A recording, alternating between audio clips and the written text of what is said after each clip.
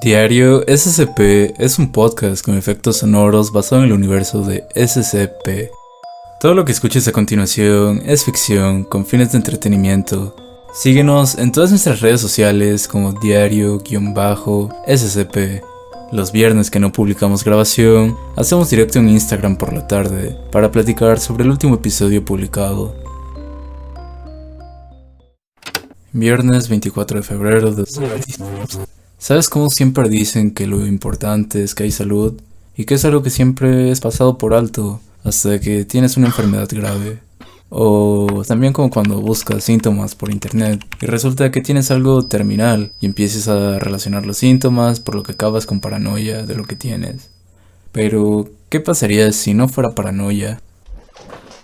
SCP-1025 es un libro de tapa dura de aproximadamente 1500 páginas. En la cubierta y lomo tiene el título The Encyclopedia of Common Diseases, o traducido al español, la Enciclopedia de las Enfermedades Comunes.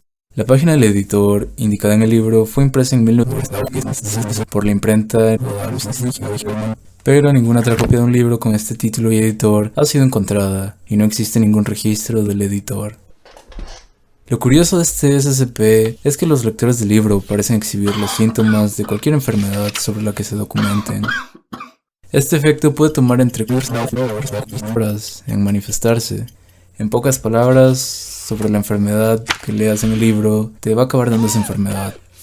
Lo cual es algo interesante, ya que quién sabe cómo ocurre este proceso, pero sí puede llegar a ser letal en algunos casos. Este tiempo varía, pero tenemos el informe de pruebas con unos cuantos ejemplos. Aquí está, veamos. Sujeto D-1025-01. Prueba, el sujeto leyó la entrada titulada Resfriado común. El sujeto fue observado durante varias horas. Resultados, el sujeto comenzó a toser dentro de 2 horas y cuando se le preguntó, afirmó sentirse un poco dolorido, aunque lo atribuyó a formas de dormir incómodas. Después, sujeto D-1025-02. Prueba, el sujeto leyó la entrada titulada Varicela. El sujeto fue observado durante varias horas. Resultados, luego de 1 hora se observó al sujeto rascarse en un menos de 5 puntos en su cuerpo, rápidamente. Los registros históricos del sujeto indicaron que había contraído viruela a la edad de 8 años, posible evidencia de que el objeto puede anular las inmunidades naturales. Quiere decir que puede recaer en algunas enfermedades. Sujeto D-1025-03. Prueba, el sujeto leyó la entrada titulada Cáncer pulmonar. El sujeto fue observado durante varias horas. La prueba iba orientada a determinar la capacidad del libro para acelerar el avance de las enfermedades. Resultados, observó al sujeto toser una cantidad significativa de veces durante una cantidad reducida de tiempo. El sujeto negó sentir molestia alguna, pero la observación de la respiración del sujeto indicaba irregularidades. Sujeto eliminado y enviado para autopsia. No hay tumores aparentes. Entonces no dejó rastro. Sujeto D-1025-04. Prueba la anterior prueba pero con el sujeto observado por 7 días. Resultados, una gran cantidad de tos y jadeo, más allá de lo considerado normal. Sujeto eliminado y enviado para autopsia. No hay tumores aparentes. Luego tenemos el sujeto D-1025-05. Prueba la misma... ¿Cómo insisten con esta prueba? Resultados, igual que los anteriores, solo que el sujeto fue enviado para ser viviseccionado, utilizando horas antes de expirar debido a un shock. No hay tumores aparentes. Vaya, si experimentaron o quedaron con muchas ganas de saber más acerca de esa prueba, o qué pasaba con la enfermedad.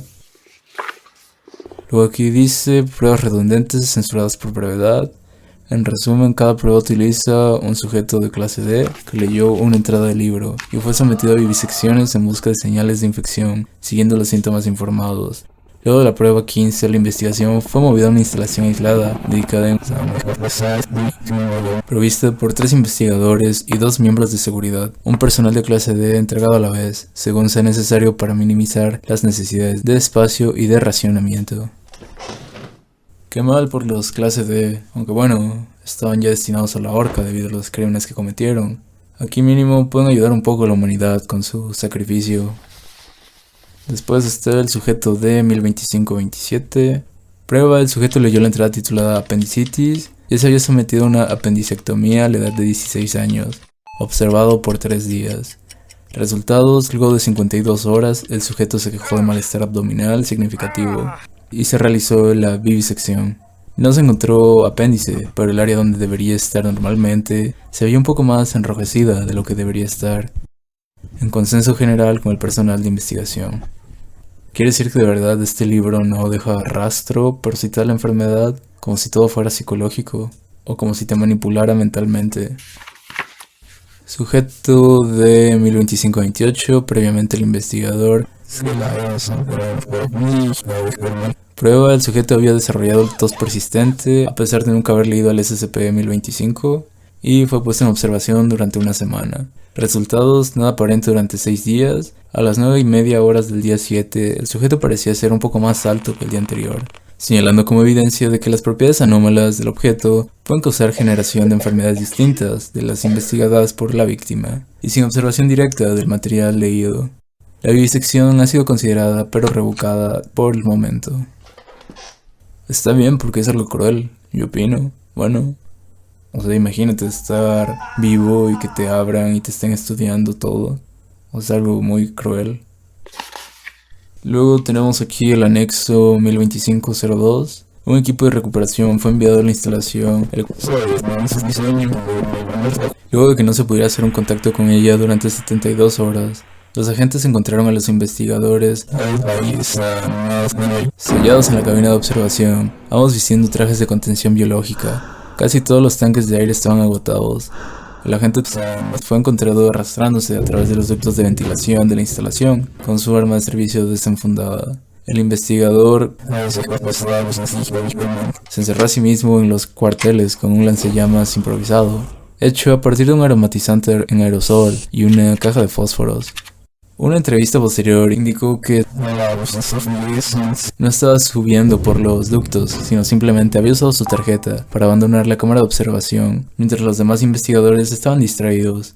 El agente fue encontrado muerto en un armario de suministros bloqueado desde dentro, con varias botellas de agua y raciones empaquetadas vacías. La puerta había sido provista de un sello hermético con bolsas de basura y cinta adhesiva. Quiere decir que hubo una especie de brecha de seguridad o de contagio de una enfermedad. Al menos eso parece. Desde entonces el SCP ha sido clasificado de Keter seguro, de protecciones excesivas con no menos de 10 guardias armados y una bóveda subterránea equipada con un explosivo termita que detona la primera señal de brecha en la contención, al estar contenido en un casillero con contraseña. Pero investigación adicional requiere la aprobación del O5. Tiene sentido que hayan hecho esto debido a que puede ser algo muy delicado y que puede llegar a magnitudes catastróficas como una epidemia o pandemia. Imagínate lo que podría llegar a pasar. Aunque algo interesante que se me viene a la mente es el uso de las pastillas que curan cualquier enfermedad como una manera de contrarrestar el efecto negativo de este SCP. ¿Tú qué opinas de este libro de enfermedades? No te pregunto si lo leerías porque sería una pregunta un poco tonta, debido a que a nadie le gustaría enfermarse por gusto, ¿o sí? Síguenos en todas nuestras redes sociales como diario_SCP. El viernes de cada 2 semanas subimos un capítulo nuevo. Y el viernes que no subimos capítulo, hacemos directo en Instagram, hablando sobre el último capítulo publicado.